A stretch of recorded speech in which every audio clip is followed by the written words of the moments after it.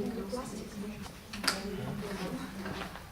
могу сейчас уже послушать, если сейчас не пойдем, как они меняются, должны были быть во-первых, шести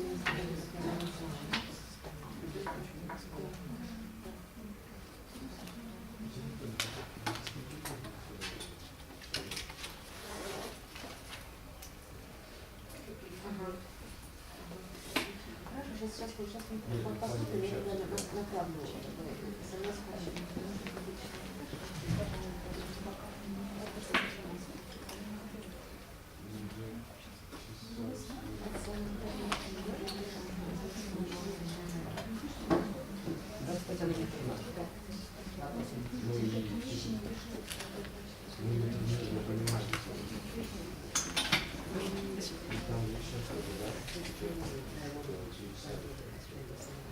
Так, уважаемые коллеги, ну что, начнем нашу лекцию. Сегодня мы с вами встречаемся в рамках программы ООН-Хабитат. И мы очень рады, что вы все пришли на нашу сегодняшнюю встречу. И сегодня перед вами выступит очень известный ученый, который занимается проблемами городского развития. Это Луиса Эрреры Фавелы, градостроитель и архитектор, который имеет более чем 10-летний опыт работы именно в области международного сотрудничества и развития городов. В принципе, мы с вами тоже занимаемся проблемами развития городов, поэтому я могу сказать, что наш гость приехал на подготовленную почву. Да, я надеюсь, что у вас будут вопросы к его лекции. В принципе, могу сказать, что Луи Фавелы получил степень доктора философии в области городского и территориального планирования. Получил он эту степень в Римском университете Ла Сапиенца. И степень магистра у него одновременно есть степень в области городского анализа в Национальном университете Мексики. Поэтому сейчас мы прослушаем его лекцию, которая называется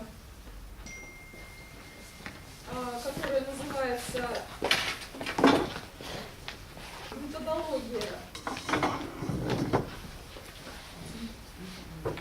и использование данных в качестве основы для развития городской политики». Ну, название, может быть, сейчас он скажет более точно, да, потому что у нас такой достаточно живой режим в подготовке этой лекции. И, пожалуйста, лекция будет, хочу вам сразу сказать, лекция будет на английском языке. На английском языке без перевода. Поэтому я думаю, что Луис, да, он будет говорить медленно и достаточно понятно. И вы все сможете задать вопросы, если будут какие-то вопросы. Но сначала послушаем. Спасибо большое. Но одновременно я хотела вам представить наших гостей. Это Аса Джонсон, один из руководителей ООН-Хабитат, которая занимается тоже вопросами городского развития. Пожалуйста, Аса. И Татьяна Хабарова, руководитель подразделения ООН-Хабитат по СНГ и по России. Вот такая у нас с вами сегодня очень компактная встреча, но очень интересная, очень насыщенная. И вы сможете познакомиться так сказать, вплотную с проблемами городского развития вот, в интерпретации Луи Фавелы. Пожалуйста. Thank you very much. Thank you very much. Well, first of all, I'm very happy to be here in this opportunity to showing you what we have done regarding the city. And you can Just a minute. So, as a very brief introduction, I will try to speak very, very slowly and clear. If I'm not being clear, please let me know. I mean, let's do this session interactive and fun.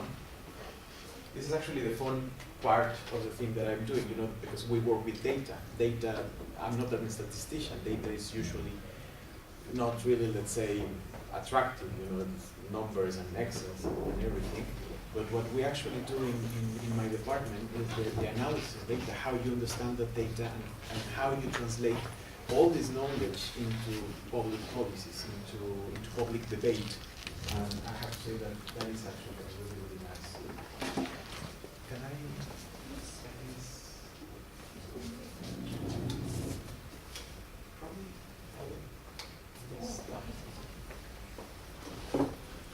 So I would like to, this presentation is basically organized in two parts. The first part is regarding the CPI, the City Prosperity Index, what we do at the global level. And the second part is actually very, very interesting, and it's actually, how can I say, like something really new, because I'm going to present to you results that we are actually having from this experience that we are currently calculating in Tomsk, in Siberia, regarding buildings. So first of all, who we are, I mean, in a very, very simple way. We are UN-Habitat. We are the entity of United Nations responsible to promote urban sustainable development. Let's say, for example, if we think about other United Nations entities, for example, UNESCO is related to culture, UNICEF is related to children, UN-Habitat, our mandate is related to cities, communities, and human settlements. Then, the second thing is actually what I'm going to be presenting today. The City Prosperity Index is the United Nations platform for urban data, developed to formulate evidence-based decision-making and monitoring for cities. And here we find the very first key element. Formulate evidence-based decision-making. That is our interest. Our interest is not data itself. Our interest is to place this data onto the public debate in order to increase the quality of public policies. This is an excellent, fantastic time to implement CPI in many cities. If we, for example, take into account the implementation of the Sustainable Development Goals. We know that in 2015, many countries, I mean all the countries of the United Nations system, they signed this agenda, the 2030 agenda, which is extremely ambitious and extremely interesting. One of the very interesting things when we implement the agenda at the local level is that it's always kind of difficult. It's always not really simple to localize the agenda. We really need like pins in order to understand how, let's say, the agenda works at a local level. For example, think about it. We have 17 goals. Those goals are very, very different. They, for example, talk about children, hunger, cities. Of course, there are many. You have to follow a process in order to prioritize, for example, which objectives are more important for Moscow, since, of course, Moscow has its own peculiarities. So what I want to highlight is that CPI actually helps in this process of localizing the SDGs, and I will show you on the second part of this presentation a very nice example. And the good news for us is the second point of this slide. We're very, very happy because we're actually calculating the CPI for Tomsk. We are working along the Tomsk State University. So in a very brief and quick way, two very basic ideas. One is the global scope of CPI. We currently have more than 530 cities computed. Why our interest? I mean, what we really like, what we really want is to have this, how can I say, this big picture of different conditions of cities. One very interesting thing that we have faced with this exercise is that it's very, very difficult to measure cities with the same, let's say, with the same scale. Why? Because, I mean, we understand things in a very, very different way there. And let's think, for example, about public space. I mean, it's very different, the connotation that we have in Europe, in America, about public space than, for example, in countries in the Arab region. Or let's say, for example, basic services. I mean, it's very different, the kind of basic services we understand here in Russia, which includes, for example, heating systems, than, for example, in Southeast Asia. So it's been really a challenge to, let's say, develop this instrument in order to have, let's say, the common language. But so far we have this instrument, and it's quite with positive results. The other idea is this, let's say, flexibility of CPI. how with this the implementation of the index we actually can tackle several things. For example, global monitoring, baseline setting, decision-making tool, policy dialogue, and monitoring instrument. And this is very, very important because we know, for example, I mean, even if local governments, of course, they serve to their citizenship, they also have, let's say, a global role. I mean, for example, Moscow. Of course, the mayor of Moscow is very, very committed towards citizenship and so on. But on the other hand, I mean, there is some kind of role at an international level of let's say, put on the table the advances of Moscow, let's say, regarding the implementation of the 2030 agenda. So, in this slide there are several keywords. And again, this is to emphasize that this very, very basic idea. It's not just the data for the sake of data, because we want more numbers. Again, what we want is to improve the quality of life of citizens through improved data. And here, for example, we have several key words and how, for example, this produced data relates and connects to other programs or other, let's say, interests of the agency. For example, we have here the best practice program. We have here the head of the program of best practices in Nairobi.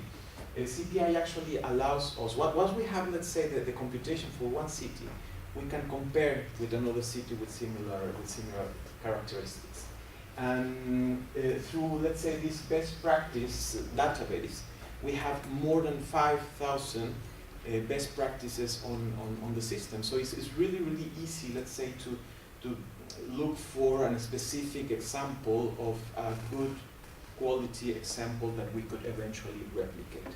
And again, I mean, what we're trying to promote is not, let's say, the sharing of practices just on the surface. What we're actually promoting is the sharing of knowledge. That is actually the most important thing for us in the agency.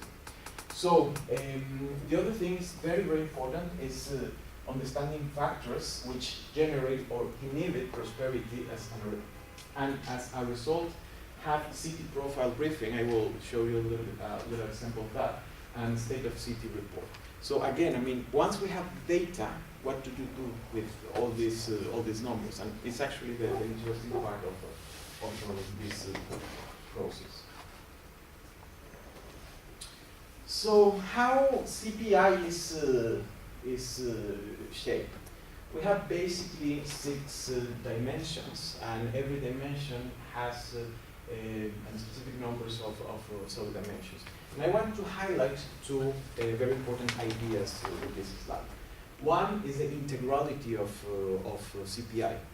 CPI also, I have to say, has inherited, let's say, the knowledge that the UN-Habitat has, how can I say, gained regarding indicators. For example, in 1976 and 1996, I'm sorry, with the previous Habitat conferences, one of the outcomes was actually the responsibility for countries to start measuring things, for example, regarding housing, regarding slums, regarding, let's say, specific things that are important for cities. What happened in 2012 is that actually the UN-Habitat designed this set of indicators, putting together all this knowledge from previous years and actually recognizing that urban, or let's say these urban conditions are very, very abroad. And we cannot talk only about housing, we cannot talk about only basic services if we, for example, do not understand public space, public mobility, urban productivity. Everything is interconnected in a very, very complex way, but finally interconnected. So what we are trying to do with CPI is actually recognizing this interaction of this intersectoriality, let's say, within a city. And the second thing I want to highlight is the importance for us of spatial data. What I mean with the spatial data is spatial indicators, and I will show you a really, really nice example of that. But the idea is that, let's say 80% of the indicators are basically statistical indicators, as we know, and the other percent, the other remaining is basically spatial indicators. So far, we have, as you saw in the other slide, we have relevant experience implementing CPI in many countries, and we have had several findings in general about the things that we can actually do and the things that are not really feasible. One of those is actually this very, very interesting thing, the correlation. I mean, how, for example, one aspect of urban prosperity relates to another. For example, it was really, really interesting in one exercise we did in Brazil.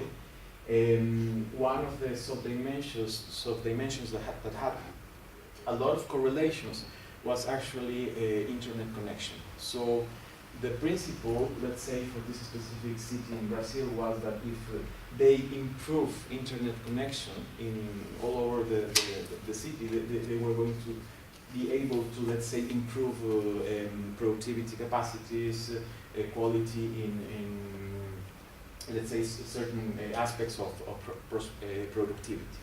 There are things that we, let's say, are kind of intuitive, but with CPI, this is actually one of the very positive things.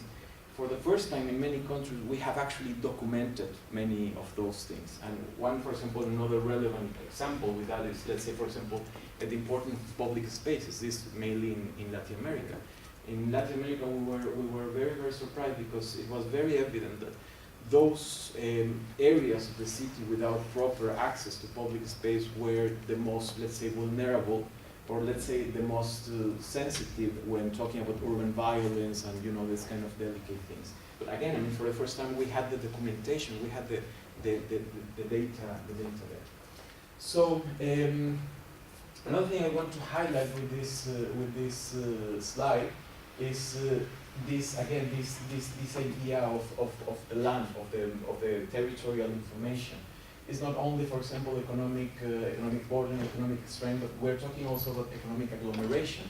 How urban density is so important in order to foster, in order to improve, let's say, some kind of productivity. And again, I mean, if we think, for example, the idea of clusters, of economic clusters, is basically there. It's basically an area of the city or several, let's say, a system of cities that are specialized in the production of certain things. So this slide's a little bit more about the post-CPI. Once we have the numbers, what can we do with them? And this is actually really, really interesting because, again, I mean, it's not only about the number, it's about all the wide range of possibilities we have. And this is particularly interesting regarding participatory planning and participatory processes, because you will see the reports, the CPI reports are very, very simple to read. It's a fantastic way to, let's say, socialize important matters of a certain city. And here the logic is very simple. I mean, in every urban and territorial planning process, we have, let's say, this chain of elements. We have first evidence, then we have the planning. We need, of course, evidence in order to produce planning. Then we have operationalization. What do we understand as operationalization? Let's say it's creating the conditions for, let's say, the blueprints to happen. So here let's say we produce blueprints, and here let's say we produce laws, and we produce financial schemes in order to, let's say, fulfill the plans. Then of course we have the implementation, and at the end we have the monitoring and evaluation, in which we are actually checking that the investments were actually productive. So this is actually really, really nice because with CPI we can tackle two parts of the chain, of this chain. The very beginning, the evidence, of course the planning, because again, I mean, it's a very, very nice way to show citizenship and governments where are the areas that need to be improved. And the very last part, because for example, think about we want to build a new metro line. We, for example, here found the public mobility bar really low, then here we have discussions, here we decide how, let's say, build this new metro line. And here, for example, 5 years after the construction of that new metro line, we can actually see how, let's say, this investment affect all in a positive way, let's say, the other areas of prosperity. So there is a logic in all this, and again, I mean, the numbers, the evidence is, of course, a fundamental part of it. This is another thing that is usually very, very interesting, is, let's say, this global comparability. Again, I mean, when we put all the measured cities around the world together, how, let's say, this look. I want to emphasize something really important for UN-Habitat. For us, the priority is not to produce this kind of rankings. For us, the message is very, very simple. I mean, the comparison we want to promote is when a city compares against itself. So let's say to promote the idea of self-improvement, not really like comparing with another cities. But in any case, there are many other really interesting things when we actually do this exercise of put all these cities together. And this is, for example, we have here, for example, two things very, very clear. If we see, for example, the cities that usually rank with the highest rankings is Stockholm, Oslo, Copenhagen, Nordic cities, Scandinavian cities. And basically here, I mean, if we go for regions, we have Northern Europe, the Mediterranean basin, Latin America, some cities in Asia here, and usually some cities in sub-Saharan Africa here. But this graph is really interesting because it allows us to understand what are the things that we are, how can I say, prioritizing in CPI. And one very interesting and remarkable idea is the idea of the public goods, the things that we have to share, that we actually put at the service of everyone within a city. What are public goods, for example? Again, public transportation, public space, even the system of governance, how let's say all the citizens relate to each other. And here is very, very clear that, I mean, again, I mean, it is no surprise why Scandinavian cities are on top of that. They have been very successful in doing so, and it is also very clear to see, I mean, the cities that need to improve that part. Another really interesting thing regarding this graph is that with experience, we have noticed, let's say, two things. One, and this is more at the national level. One, when the GDP of a country is higher, the availability of data is higher. When the GDP of the country is lower, the availability of data is actually low. So, and this is, again, this is a very, very good example. We have countries in general with very, very high GDP, with a lot of data available. Countries with low GDP, we have a lot of challenges regarding data production. And data production is fundamental for us because data is actually like the source of all this exercise.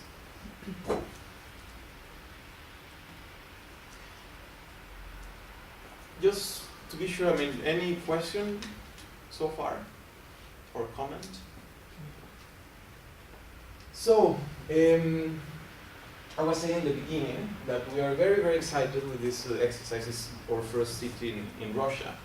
Again, I mean, every city in each region is very different and presents very, very peculiar challenges. And we were actually very curious about the first findings of John's. At the end of this exercise, let's say at the end of March, more or less, we will finish this Tomsk report. a very, very simple layout, but again, I mean, it's very, very interesting because it's really easy to share with people and very easy to understand. So what have we done so far in Tomsk? The first part of the process was, let's say, this data assessment. Check if all the data that is needed is available. We had a very, very positive result here. Here you have, for example, all the 62 indicators of the CPI. I showed you the slide with the dimensions and the sub-dimensions. Here we have the dimensions, and here in this other column we have the sub-dimensions, and here we have the 62 indicators. Yes. So in each indicator has this green, yellow, red light indicating their own buffer, their availability. And happily, let's say almost 80% of the indicators have green color. Let's say around the 15% of the indicators have a yellow color, and only 3 indicators actually have a red color. And these indicators, the red ones, is very peculiar because again, it's not that there are no technical capacities to produce a specific kind of data. It's usually related more to, let's say, more like outdated approaches or things like that. What we found here in Russia is, first of all, the necessity to have more information regarding densities. Let's say, at a smaller scale. I will show you later why that is so important. Another very interesting thing is that almost the 80% of the information needed is coming from Rostat at the federal level. 15%, 18% is coming from the local government, and a small percentage is coming actually from Uni-Habitat, from this calculation we did for the spatial indicators. So,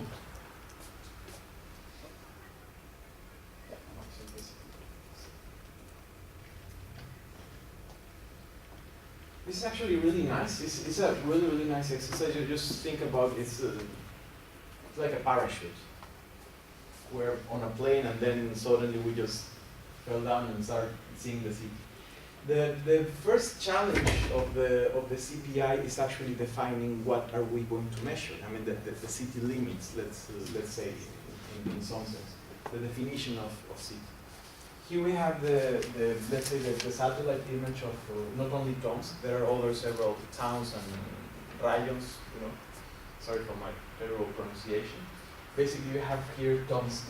This white line is Tomsk district, urban district, and here you have Seversk, and here you have another minor districts. If we see only, let's say, if we put this lens, and we want to see only the territory of the district, we have here Tomsk district. We have that basically 60% of the territory of the district is urban, and the other 40% is let's say natural coverage. If we go back, let's say, to this the exercise of the first image, but we let's say put all the green in black and white, and we make this difference between what is Tomsk and what is outside Tomsk regarding the urban fabric. We have Tomsk in red and the other towns in yellow. We have again Seversk, which has a considerable size and population in orange.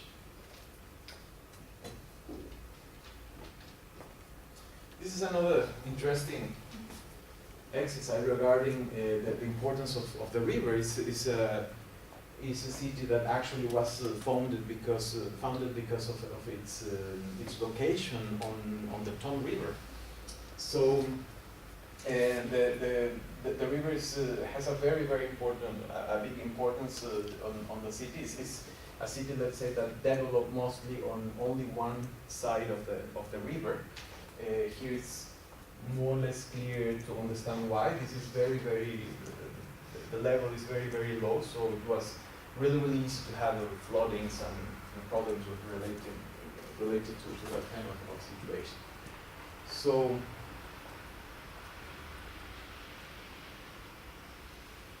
what we are doing with the CPI regarding the spatial indicators, so I'm just talking about the spatial indicators that we are actually currently measuring. That is actually really important, and as I mentioned, it's one of the very important added values of the index. So basically, we identify, let's say, the urban footprint of the city.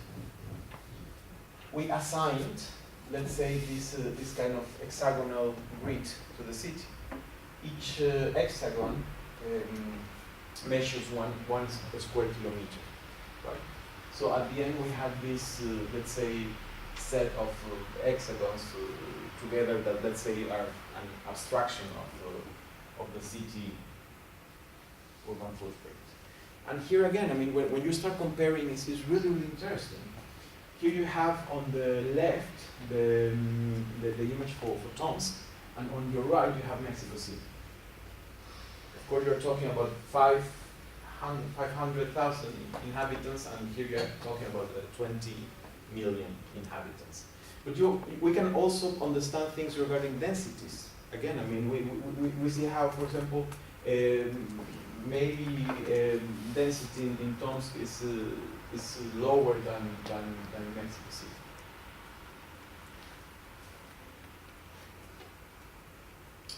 And when we start actually putting values on every specific hexagon, is when we start actually producing these temperature maps. And the temperature maps are so important. They are inputs. They are actually giving us information about how, let's say, the city is working. Let's say it's not a good or bad note, is just an objective note. It is describing something that is happening on the territory. If you see, for example, this indicator is street intersection density. It means that we are counting the number of street intersections we have per hexagon. So, if you can see here, every black point is an intersection. And if we put this, let's say, on top of that, and we again assign in color, hexagons on green are actually those that present the high numbers of intersection. And here is very, very clear. You have here a lot of streets, and here you have, of course, a lot of green hexagons. And again, I mean, what is the kind of analysis we can do on that? And I really want to take advantage my position as a foreigner, that I don't know the city, but I can start reading some things.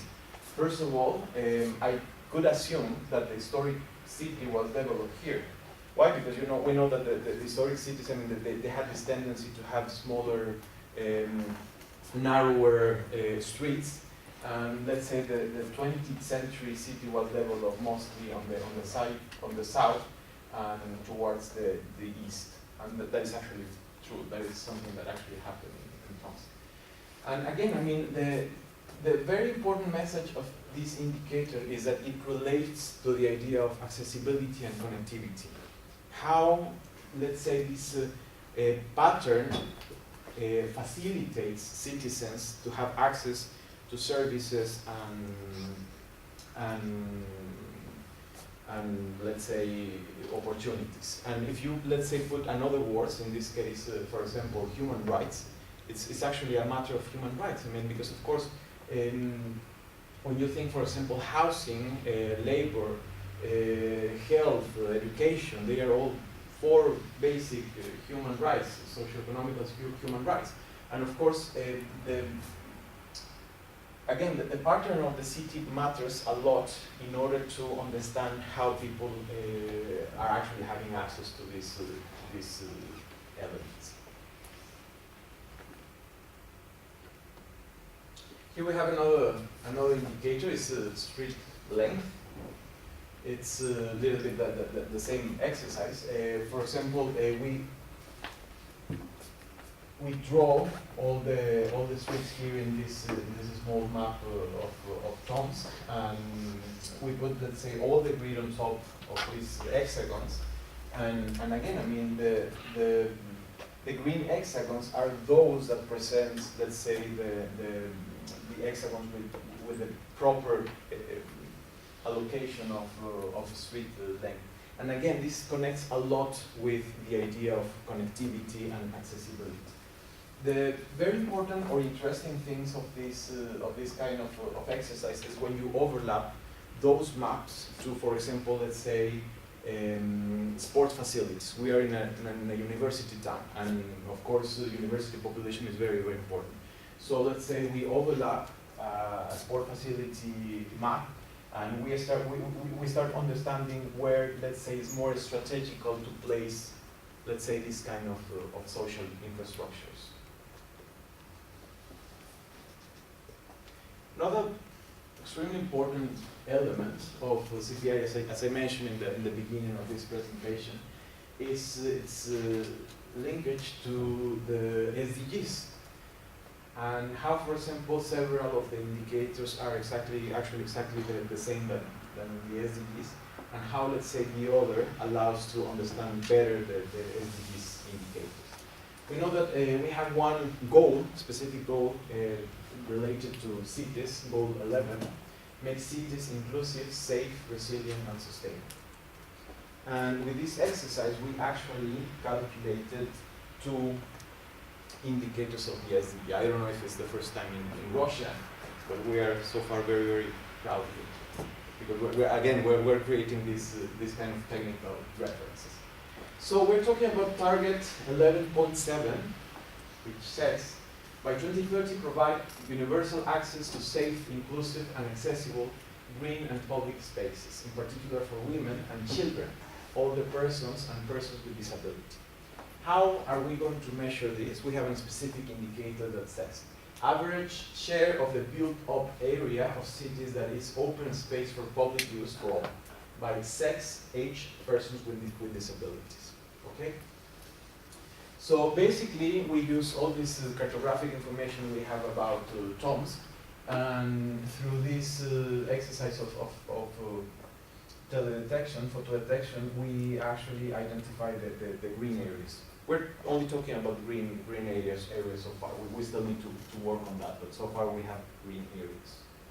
And what the logic of the indicator is, let's say, create this kind of buffers of the green areas. Let's say here we have the green areas, and then the yellow color means, let's say, the buffer, how accessible those areas are for people living in the surroundings. So basically, what we can read here is, let's say, that the yellow areas are properly covered, or let's say the access to that green spaces is easy. And let's say that the gray areas is where this, let's say, condition needs to be improved at some point.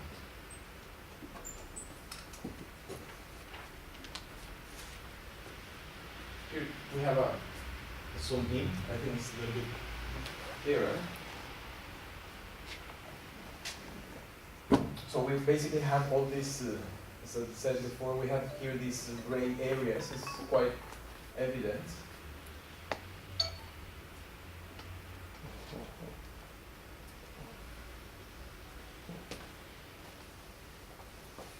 A very interesting learning regarding CPI is that CPI is mainly focused on quantitative data, which is important, but we also recognize that it's very, very important, on the other hand, to have qualitative data.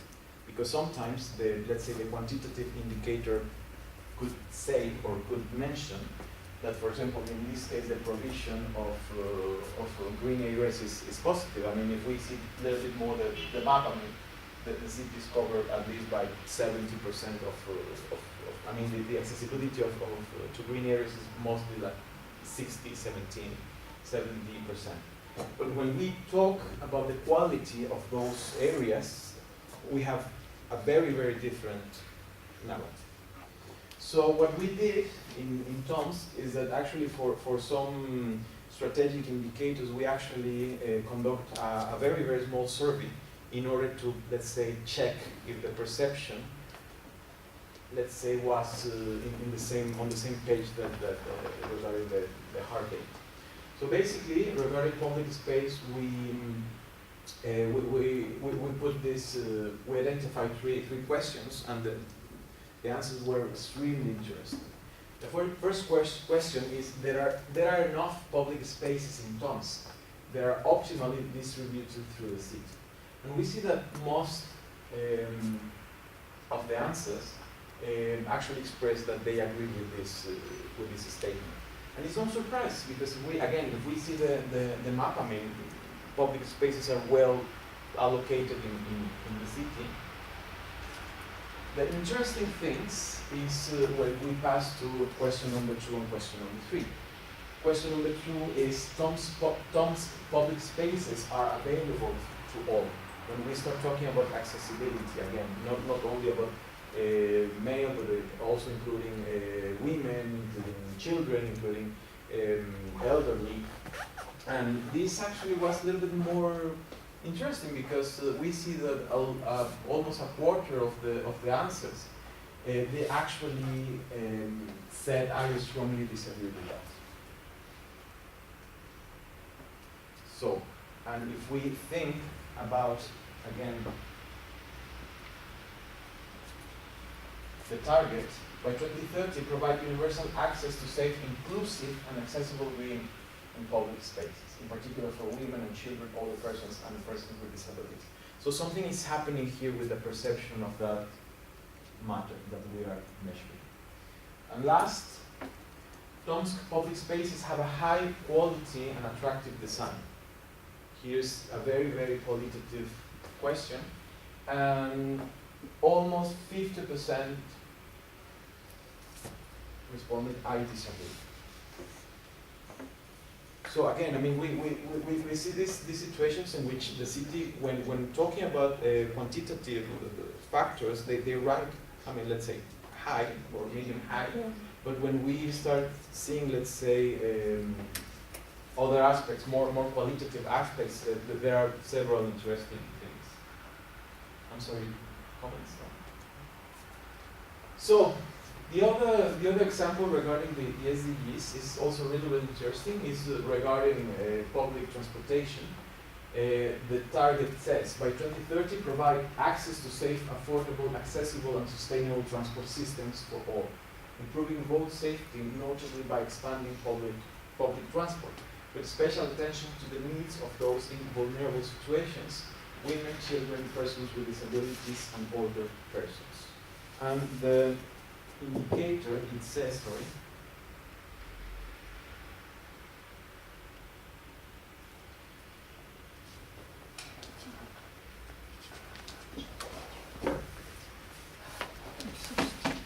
proportion of population that has convenient access to public transport by sex, age, persons with disabilities. And basically it's the same principle.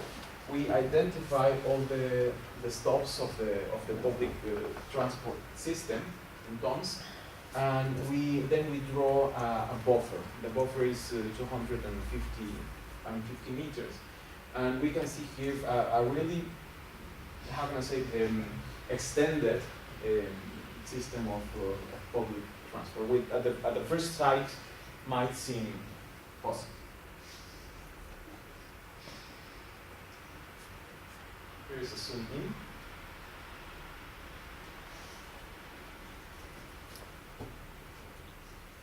But again, when we put this, let's say, qualitative layer in the research, many interesting things came up. First question, public transport has improved in Tomsk over the last 5 years. Almost a third responded, I strongly disagree. Tomsk public transport is accessible, safe, affordable, and sustainable. Just the four same terms that we are using on the target. And almost half of the answers were I strongly disagree. So again, I mean, maybe we're talking a very positive, adequate coverage, but when we start talking about affordability, sustainability, accessibility, and safety, is when actually we find this kind of interesting thing. This is extremely interesting. Again, when you overlap the results of this question with the map. And last but not least, this is also really interesting. The last 5 years, the bicycle infrastructure has been improved in Tomsk. We're talking about a university town. I know, I'm very, very aware that the weather conditions are harsh in Siberia. But what we usually see in other cases is that usually this kind of university towns that they provide, let's say, possibilities. I mean, they're not only providing one kind of urban mobility. They usually provide, let's say, even if at a minimal level, several kinds of urban mobility. So the answer here was that more than the half answer I strongly disagree. So far, this is what we have for Tomsk. Of course, I mean we're still working a lot on the results. I mean, this was actually like the first computation we have. For example, many of the missing bars are still indicators that are still processing.